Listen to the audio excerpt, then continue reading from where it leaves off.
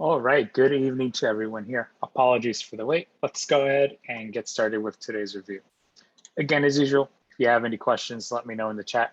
Be more than glad to go ahead and answer them. Go ahead and share my screen.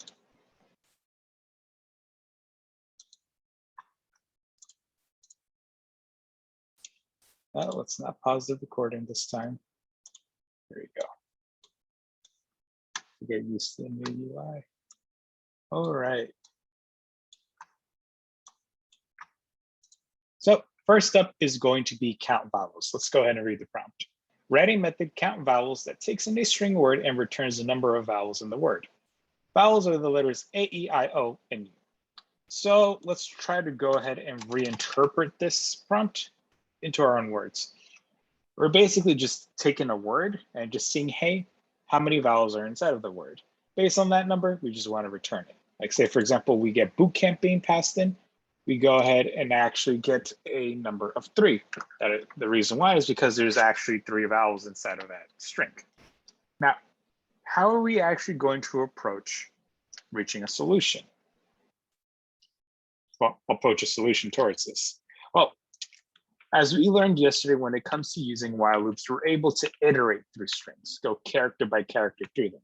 And with us going character by character through them, we are going to be able to gain access to these characters individually speaking in each loop and be able to go ahead and check, hey, is this character I'm currently at, is it any of these vowels? And if it happens to be any of these vowels, we want to go ahead and keep track of that with a count. So how do we go ahead and do all this stuff? Well, first things first, we're going to need a while loop since that's what we're going to use to go through the string. So let's write that out first. Since we're using a string, I is going to be at 0 immediately, since I is going to serve as an index in this context. While I is less than word.length, I plus equals 1, and now we're able to go through each of the indexes inside of the string. Now comes the next part. How do we go ahead and check if it's a vowel? Well, when we're using words like check, and why it's really good to sort of contemplate exactly what you're trying to do. For each character we go through, we're trying to check, hey, is it a vowel? And if you see yourself asking a question like that, you more than likely need an if statement here. So if and what are we checking for? We are checking for to see if for each character that we encounter, if it's a vowel. And how we do that is, let's go ahead and go before our if statement and create a variable called letter and assign it word at I.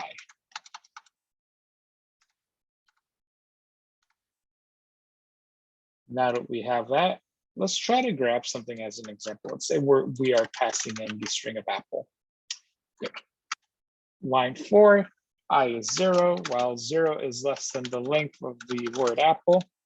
Apple has a length of 5, so 0 less than 5 is going to go ahead and be true. Since that is true, we're going to go ahead and execute the code inside of our while loop. We are grabbing a variable of letter and assigning it to the string of apple at the index of I, which is 0. So we're going to get the letter A.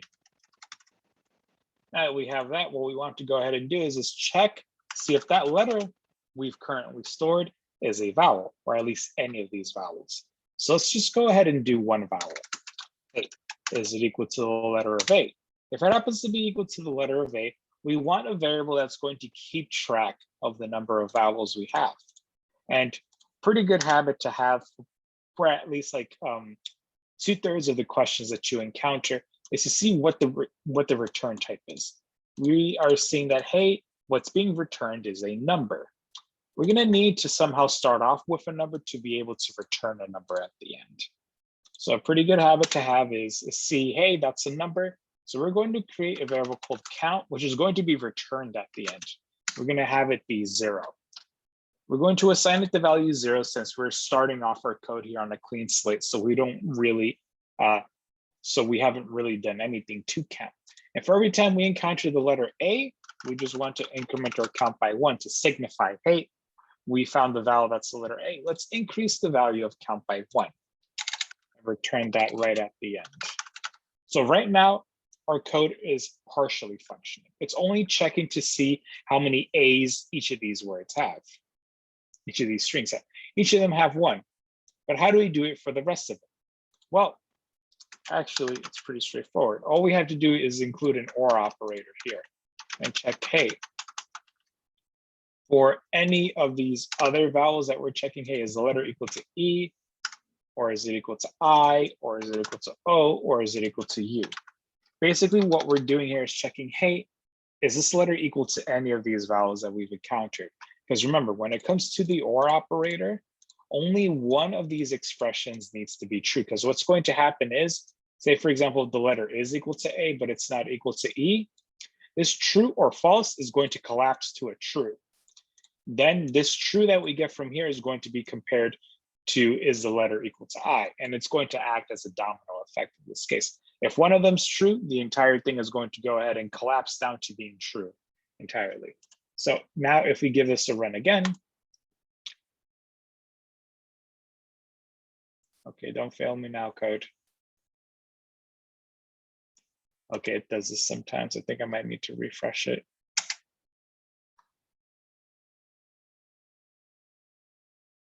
Not too sure where it's getting hanged up, but there you go, it's working now. We get 3, 2, and 2. Exactly the number of vowels for each of these strings that we're passing in. How's everyone feel on this solution so far?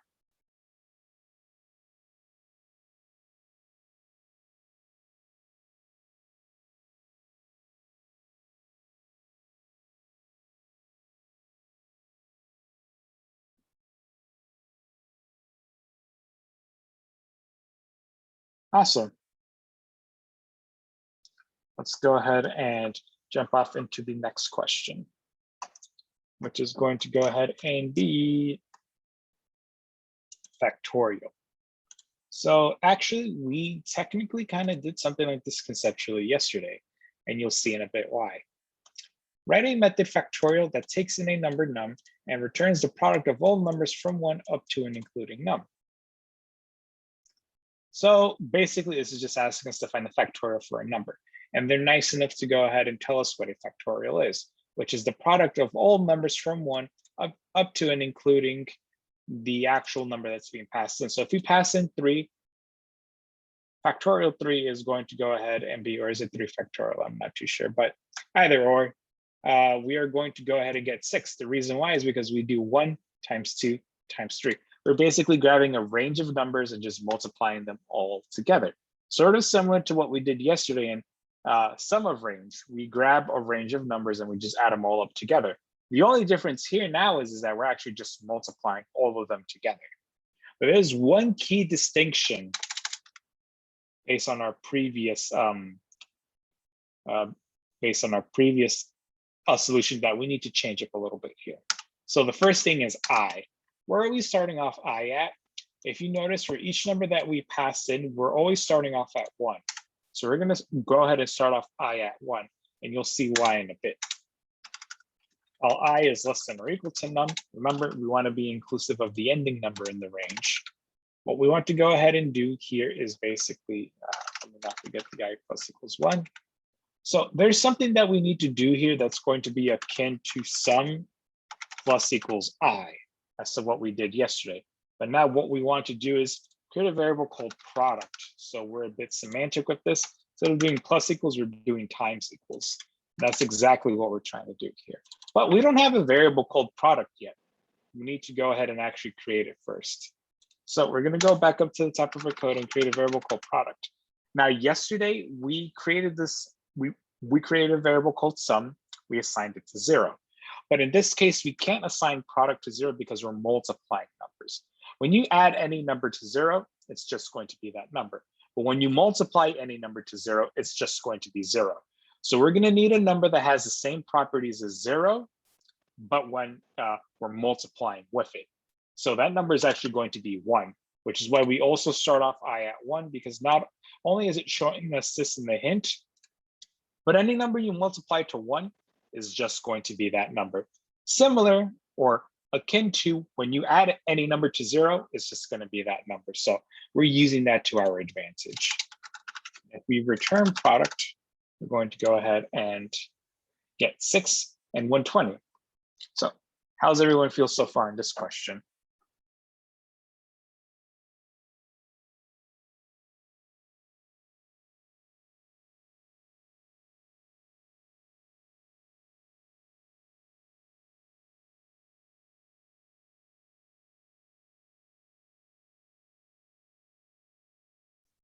Awesome. All right, let's go ahead and move along to the next question, which is going to be reverse. Now, reverse is honestly, in my opinion, the hardest question that you're going to see this week. So let's try to go ahead and go through this step by step. Write a method reverse that takes in a string word and returns the word with its letters in reverse order. So it's asking us to grab a string and reverse it.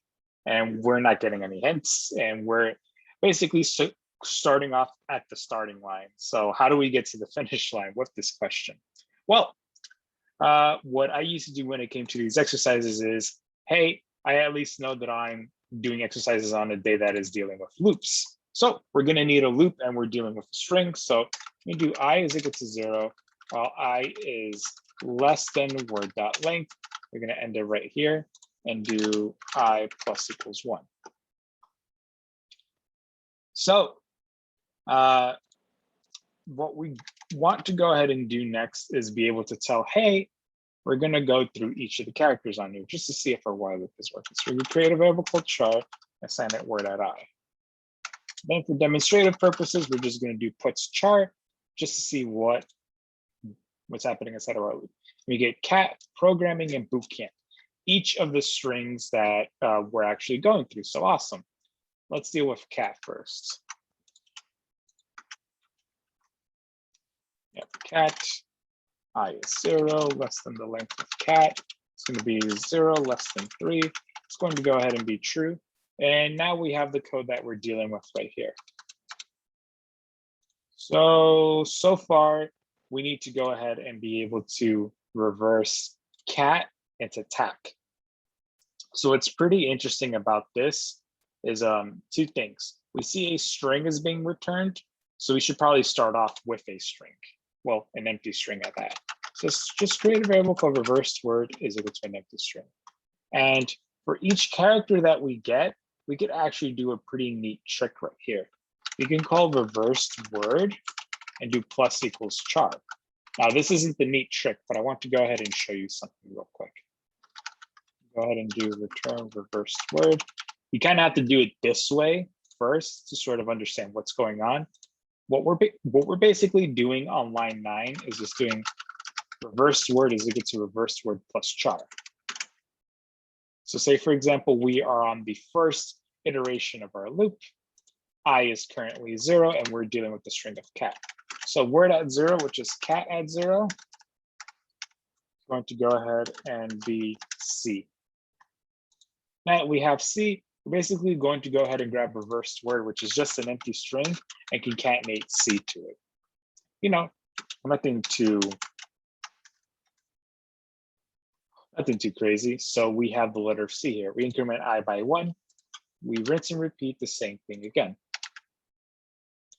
At the index of 1 is going to be the string of A. So string of C, because now remember, reverse word is now the string of C, and we're adding char, which is A. We get CA. We're basically reconstructing the string in its original order. What we could actually do here is, instead of doing reversed word plus char, I'm going to go ahead and comment this out just so we can have a parallel to look at. Instead of doing reverse word plus char, we're going to do char plus reversed word. This is how we actually arrive to the solution. Now, if I run this, you're going to see that we've actually flipped the order now.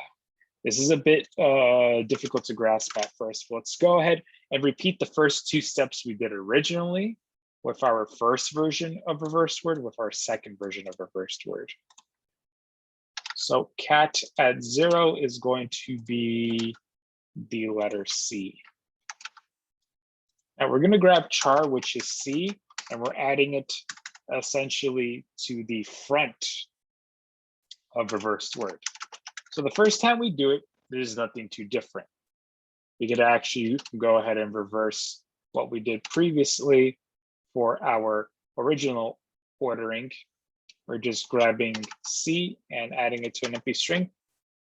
Notice how the order differs for the first iteration, but we get the same exact result. But let's go ahead and increment I by 1 to go ahead and get A at the index of 1. Now we know that for our first version right here on line 9, reversed word is now the letter C, and we're adding char, which is a string of 8 to give us CA. And then on line 10, we see char, which is A, and we're adding it to reversed word, which is C, to get AC. Now notice, when it comes to concatenating strings together, order matters. When we were originally doing it, we were adding char to the right of reversed words. So we kept on adding to the end of our string. When it came to using our second version, we were adding to the beginning of our string. Hence, we changed where we were adding our character. And what we're doing here essentially in our second version is reconstructing the string backwards now. So every time that we do a new loop and get a new character, we add it to the start of the string. So we get C, then we get AC, so on and so forth to go ahead and get TAC, and we're able to get each of the characters in reversed. Now, I will warn you, this question is pretty difficult. When I was doing this, when I was first doing Jumpstart, it was pretty difficult, and it took me a few tries to really understand what was going on here. So I urge you to have this question be one of the questions that you practice, so you're able to mechanically understand what's happening in a while loop and with all the pieces of code that you have written out. But how's everyone feeling so far on this one?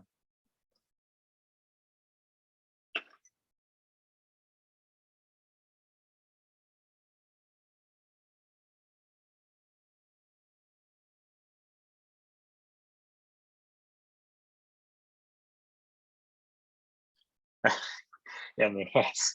Yeah, definitely. If you flipped it, would it be the normal output? Yeah. We could just comment this back in, and it'd be the original order as we see right here. This is the one that we first ran before we ran into the new one. But yeah, definitely. So it's like, it's this one step that's pretty tricky to understand. Yeah.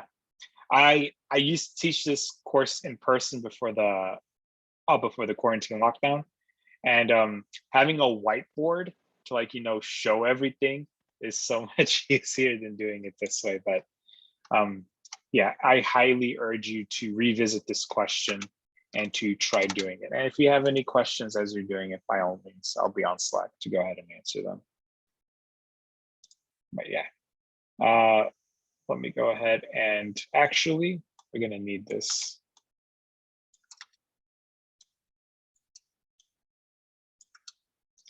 So copy and paste this into our last question, which is this palindrome. You're going to see why I copied and pasted this and why I'm writing on this. So is palindrome. Write a method is palindrome that takes in a string word and returns true if the word is a palindrome, false otherwise. A palindrome is a word that is spelled the same forwards and backwards. So say we get race car and kayak, we flip the order for both of those words and we're still going to get true for them because they're palindromes. However, bootcamp is not the case, so we get false for that. So how do we even do this? Well, two things. We need to find the reverse of the word, which we already have right here in this method written out, and then compare that reverse version of the word with the original word and see, hey, are these two the same? If they are, we return true. If they're not, we return false. And what's pretty nifty about this, all we have to do for the solution for this question is to return word is equal to reverse word. And if we try to grab race car, what basically is going to happen is we're grabbing the word and seeing if it's equal to whatever we pass into the method of reverse. And we get is race car equal to race car. That is true. We give this a run, we get true, true, false. So the solution is pretty short because we did the bulk of the work with the previous question. But the more important thing is, what is a helper method exactly? Well, a helper method is essentially a method that's going to help another method that's going to be your quote unquote main method that you're using. And in this case, it's going to be its palindrome. And you may ask yourselves, why are we using a helper method and when do we use a helper method? The whole why to it is to modularize your code. You don't want all of your code to be inside of one method. You want to be able to take out parts that you'll be able to use repeatedly in other places into its own method. Like for example, finding the reverse of a string, I think, is pretty useful. So it'd be nice to have it in its own method that we can just go ahead and call upon instead of repeatedly writing again and again, which is the whole point of writing a helper method. The second thing is, when do we know how to use helper methods? Now, this palindrome isn't the perfect example. You'll see a few better examples next week, but we want to acclimate you to the idea of a helper method early on. So when it's shown to you next week, you're not too surprised. But when we're able to tell when to use helper methods is when we read a prompt and we notice that a method is trying to juggle too many things at the same time. And in this case, we can sort of extend that concept and see that is palindrome is trying to do two things. Not only is it trying to find the reverse of the word, but it's also trying to do a comparison of the two words, of the original word and the reversed word.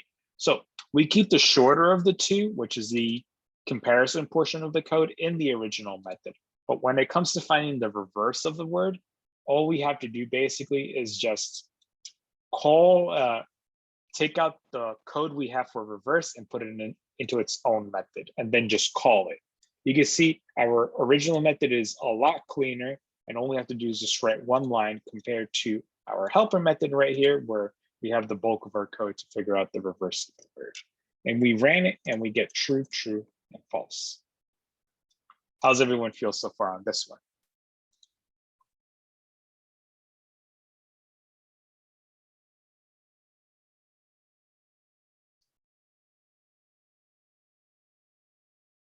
Anyone? Yes, the actual name reverse is the helper method. Yes. So right here, as you see here on line 8, I have it. Yeah, okay, awesome, awesome. So at the end of the day, helper method is just a term we use at the end of the, let me not repeat at the end of the day too much, but yeah, reverse is still considered a method. We just use the term helper method to sort of help bridge the understanding as to why it's being used, but awesome. I guess there are no questions left. Let me go ahead and stop the share.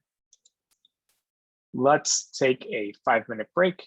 We'll come back at 7:13 to 7:14 and start off with our last lecture of the week today. See you all then.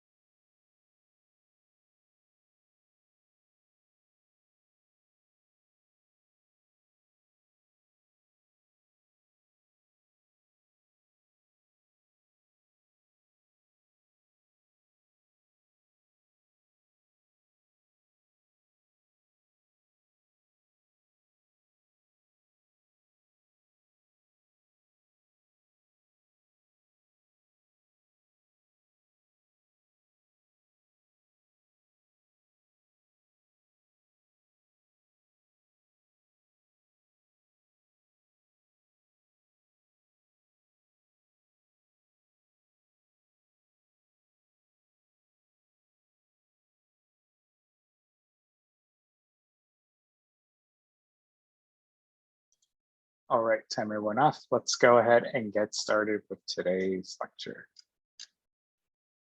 Go ahead and share my screen.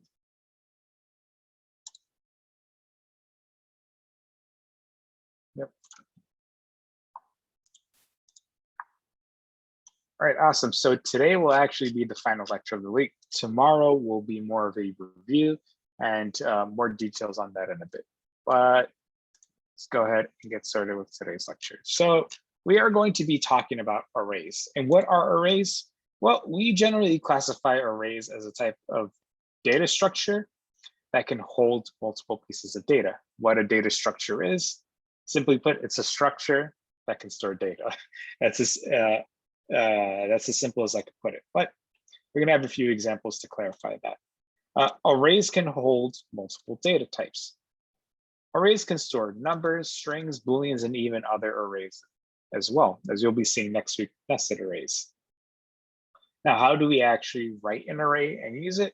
Well, we have some array notation right here. Let's create a variable called array and store these two square brackets inside of it. This is how Ruby is able to tell, you are initializing an array and we're starting off with that. And when I do a simple p array right here, we want to use p to print an array so we can see it as is. As you'll see why in a bit, when we don't use p, we get some other side effects that we don't want. So let's actually create another array called another array, aptly put. And we are basically going to go ahead and, just a second, let me fully spell it out. We're going to go ahead and store an array that has a bunch of different data types inside of it. The number 1, string of A, boolean true, and 4.2. And each of these are separated by commas. Now, each of these individual entities inside of an array are known as an element. And these elements are populating the array. This is what we're going to basically call the pieces of data that are being stored inside of our array. And if we do p another array, we're going to go ahead and get the empty array as we did originally and the populated array with the 4 pieces of data. Now, the whole reason why we use p instead of puts is because if we use puts, Ruby's going to do some formatting for us that we don't want it to. This is a side effect that I was mentioning. It's going to go ahead and remove the square brackets for us, so we won't even be able to tell that it's an array. And then also for every comma it sees, it just adds a new line instead. Again, removing something else that we don't want it to. So now if we were to see something like this puts another array, we wouldn't even be able to tell in our code. Are we dealing with an array? We may be just dealing with something normal. So for demonstrative purposes, when you want to see what an array looks like, I suggest using p. Again, when it comes to writing methods, you still want to use returns inside of the method. And as a side note, for arrays, even though we can store any data type inside of it, we want to remain consistent with the type of data that is being put inside. Out in the workforce, this is a pretty common pattern to follow. Say for this, for example, we have a variable called instructors. So semantically named instructors, and it's going to store an array. So I'm assuming this array is going to be constructed of strings because the instructors are going to go by their name. And as you notice, each of the elements is of a consistent data type, a string, but it's also semantically the same. They're all representing names. So we kind of want to follow this pattern when it comes to dealing with arrays. An example could be like, say you're working for the state and your boss came in and told you, hey, I want you to create an array of zip codes for me. Well, you're going to just throw zip codes inside of that array. If you were to throw in, a person's full name inside of that array, it wouldn't make too much sense now, would it? Because the array was just comprised of zip codes and you decided to throw in a name. That same concept carries here. We want to go ahead and just strictly stick with dealing with names here as we're throwing inside. Now, what is next? What can we do with arrays exactly? Well, arrays tend to carry a lot of the same properties that strings have, since they're both sequences at the end of the day. I did it again, apologies for that. We can go ahead and just get the length of the actual array by just calling the array instructors and doing dot length. Dot length is going to go by the elements inside of the array. So if we do dot length on an array, it's going to count how many elements are inside of it. And we're going to go ahead and get 3 because that's the number of elements we have inside of the array of instructors. Not only that, we're also able to index inside of an array just as we would for a string. And we follow the same pattern as well. If we index at 0, it's going to give us the first thing that it encounters. And for arrays, elements go off of indexes. So the first element, which is a string of Eugene, is going to be paired with the first index right here, which is 0. So at the index of 0, we're going to go ahead and get Eugene as we see right here. And the rest follows suit. At the index of 1, which is going to be next to the index of 0, we're going to go ahead and get the next element, string of Tayyib. And index 2, last but not least, we get the string of Yancey. Now, we're also able to go out of bounds, so be very careful. Once we reach the index of 2, we don't want to go any further because we only have 3 elements inside of our array. If we go to the index of 3, we're going to go ahead and get nil, as you see right here. Additionally, we're also able to use negative indexing with an array. And it'll be pretty useful with a question next week. So let's actually keep this in. And again, the same concept carries as it does for strings. We always start off at -1 when it comes with negative indexing, and we start off at the end of the sequence. And in this case, it's going to be the last element, which is the string of Yancey. And we follow the same pattern for negative indexing. As you can see right here, we go in reverse and can still go out of bounds. So be aware of that. Now, quick pulse check. How's everyone feeling so far on arrays? We use P just for demonstrative purposes, just to see what's going on. And at times we tend to use P over puts is because if we were to go ahead and use puts on something that we know that's going to be nil, we're actually going to get an empty space. There are certain things that puts tends to format for us without us knowing. Arrays is one of those things. And the keyword nil is also another thing. Nil just stands for null, or just something being empty, essentially, and it doesn't exist. Does that answer your question? Awesome, awesome. All right, yeah. It takes a bit getting used to being able to differentiate between the two, but I assure you, we only use P for like a handful of things. So moving onwards, what can we do with arrays? Well, the next best thing we can do with arrays is adding new elements into it. So let's actually create an array called foods and store inside of it a bunch of elements that represent foods: pizza, fries, ramen, and gyoza. All sound pretty tasty to me. So how do we actually do something with this array? Say, for example, I want to add in a new food inside of here. I want to add in a burger. Well, with strings, when you want to add new characters into a string, you would normally concatenate with the plus symbol, but you can't use the plus symbol on arrays. But there is another symbol that's going to function pretty similarly. That is the shovel operator. And I have an example of that, exactly of how it works. So we're going to go ahead and have a before and after. On line 39, we are doing P foods, and we see that the array is just pizza, fries, ramen, and gyoza as it originally is. But how we actually shovel in a new string is by using the shovel operator. So the shovel operator is the two less than symbols and is used to add new elements to the end of an array. So it's always going to be added to the end.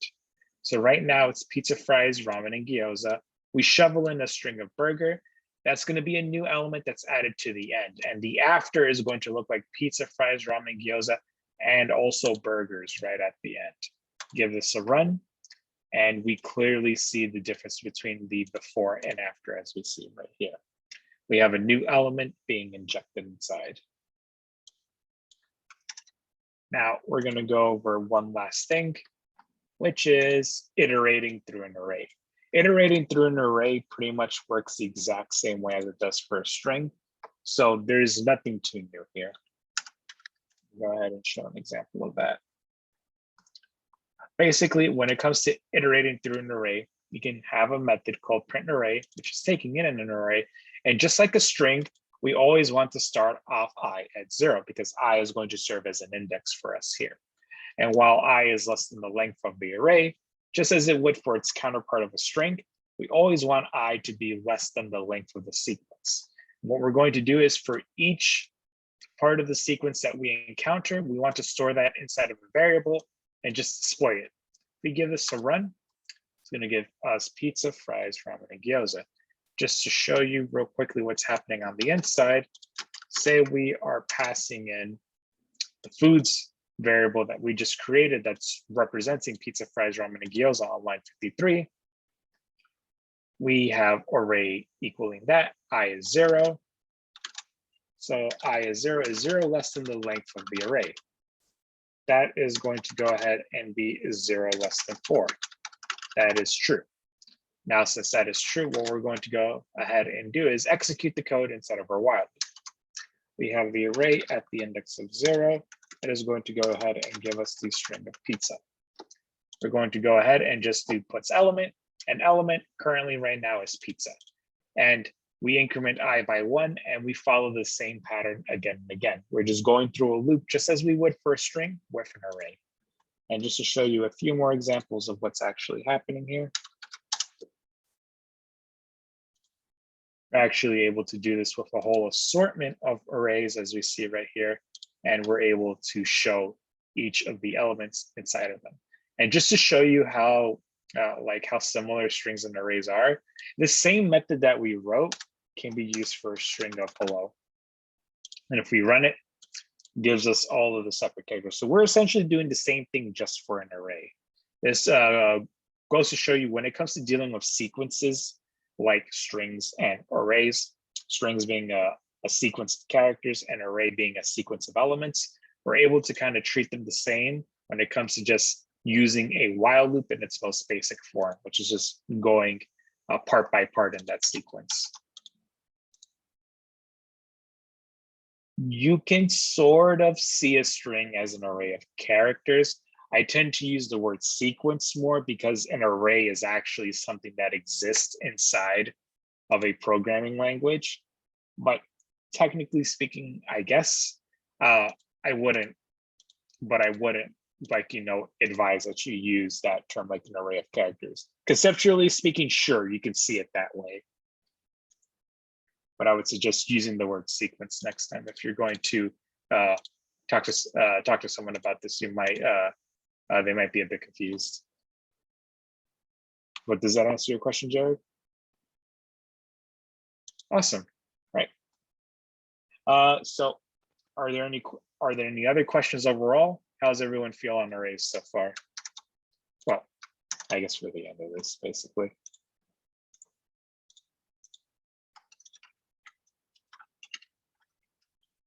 Awesome. How about you, Minhua? Are you feeling okay about arrays? Okay, guys. I would say what happened.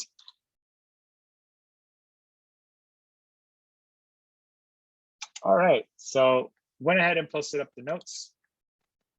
So one thing that's going to happen with tomorrow is we're not going to have a lecture tomorrow. Another instructor is going to be teaching, and his name is Tree. And Tree will be going over a few of the exercise questions that are assigned today for week 1, day 4. And after that, you are going to be administered a practice assessment. You're going to get links for the practice assessment. And Tree will go over in detail what to do with the practice assessment. But the whole reason with the practice assessment is to prepare you for Monday for the coding challenge. Now, the practice assessment for tomorrow is going to hold no bearing on your standing in App Academy, and it's strictly there for practice as it is in the name. I highly urge you to treat this like the real thing so you can get used to the pressure and the environment that you're going to be in when you're in taking a timed test, basically. And so the coding challenge, yes, the coding challenge only covers week 1, day 1 to week 1, day 4. So just those 4 days. So My suggestion would be to be as prepared as possible. Of course, you're going to make a joke. Don't worry about it. So what I would suggest is tonight and tomorrow morning, afternoon, if you have the time at least, to review week 1, day 1 through week 1, day 4, just to get a solid grasp of everything and review it. So when you take the practice assessment on Friday, you are a bit more prepared and can see what you need to work on before Monday comes for the coding challenge. Now for the coding challenge, it's pass or fail. You have to get all, I guess True will go into detail about the practice assessment, but the practice assessment and the coding challenge are both 3 questions and hours allotted to you, and you need to get all 3 of them correct to pass. There's no partial credit and no partial passing. So it's very important that you get all 3 questions correct. Once you pass the coding challenge, you'll have an admissions specialist reach out to you to schedule time for a technical interview with someone at App Academy. To prepare for the coding challenge, are there any other practice tests besides the 2 questions? What do you mean by 2 questions? There are no, the only practice tests, there are 2 practice tests that we have. The one that's going to be posted tomorrow and the other one under week 1, day 5. There's going to be a link to a second practice assessment there. And I highly urge you take both so you can get as much practice as possible. But in addition to that, redo the exercises from week 1. That's going to help you solidify a lot of the concepts that you learned this week. But does that answer your question, Minhwa? Okay, awesome. Okay. Sweet, awesome, yeah. So again, take a 5-minute break, then jump into the exercises for tonight. I'll be on Slack if you have any questions. Other than that, have a good night and take care.